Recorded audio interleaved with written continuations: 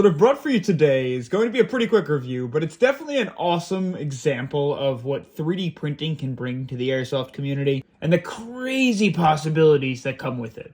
So this is a 3D printed airsoft ballistics knife. If you remember from COD, you're a huge fan of sticks and stones gameplay, I'm sure at times you've wanted to either run around with a melee weapon or a ballistics knife, because I know I have. Now, the beauty of this guy is if your field allows you to, you could use it as a melee weapon and poke, tag people however you want to go about it. I'm not going to say the S word that rhymes with scab because YouTube is a bunch of fairies, but you can also use this at range. Now, what's cool about the ballistics knife is obviously it's a cartridge with a spring inside that expels a real ballistics knife. Now, those are illegal everywhere in the United States, and I'm assuming in most countries as well, being that we have some of the loosest laws in comparison to most countries. But this one, the knife part doesn't actually fire. Now, the cool parts about that is A, it's much more durable because you're not breaking the knife part, which is 3D printed. It's more accurate because it fires BBs, and you don't have to go and retrieve it, which is really cool. So the way that this guy works is it's, again, the knife with this big cartridge and a firing mechanism in the back. Now, the firing mechanism is just a spring with a screw. And in order to load your cartridges to fire, you pull down on these two screws, and the entire piece folds in half. Now, what it uses to fire is these shotgun shells, these gas-powered or CO2-powered shotgun shells. I think these are the PPS ones. They have APS ones as well. This only works with the PPS ones, and I have had some trouble with the shorter ones.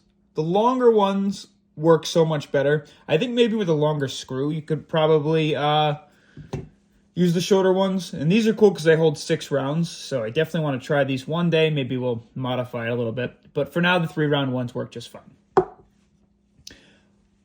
To load it, you place this guy on the inside. Obviously, your firing mechanism is the button in the back. And when you close it, it applies pressure here to the spring. And a screw pops out when you press the button. And that punctures button on the back of the shotgun round, therefore firing the BBs. Now, the BBs, you'll see this channel here. There is a small hole where the BBs expel from, and they just fly straight through this channel and out towards your target. So as much as it works as a melee weapon, it's also a ranged knife, the ballistics knife. Now, these are kind of a pain in the butt to fill. However, the idea is awesome. I think it's perfectly executed.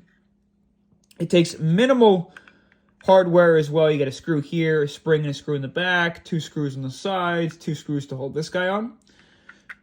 But all in all, it's such a cool piece. Like, why would you carry around a combat knife when you could carry around a ballistics knife, right? Guess what else to do besides take it out and show you how she works.